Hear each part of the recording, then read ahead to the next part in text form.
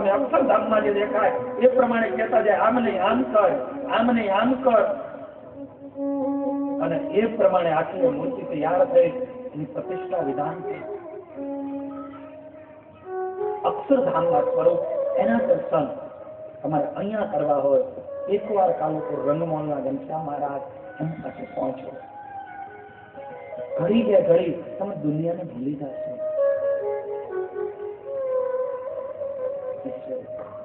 આજ અમારે ગવૈયા સ્વામી હતા, નારાયણ ઘાટ મંદિરનું મંદિર ફેર્યું. ગવૈયા સ્વામી બહુ પવિત્ર આત્મા, વિષયાંતર થોડું એટલા માટે કદાચ પણ બહુ જરૂરી છે.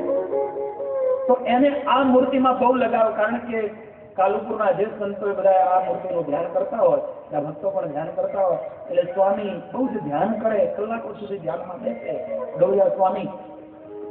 એટલે નારાયણ ઘાટમાં એને એમ થયું કે નરનારાયણ દેવની આ પ્રગટ અને જન્મની ભૂમિ છે, તો ત્યાં પણ આ સ્વરૂપ પધરાવો.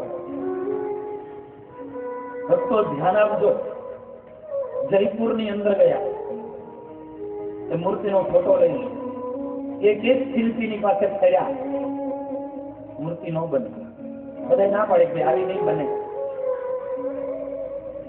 છેલ્લે જેને રાષ્ટ્રપતિના એવોર્ડો મળ્યા હતા, જેની દાઢી ધોળી થઈ ગઈ હતી આ શિલ્પ કામ કરવામાં, એની પાસે ગયા અને જઈને સ્વામીએ કીધું મારે આ મૂર્તિ બનાવવી છે.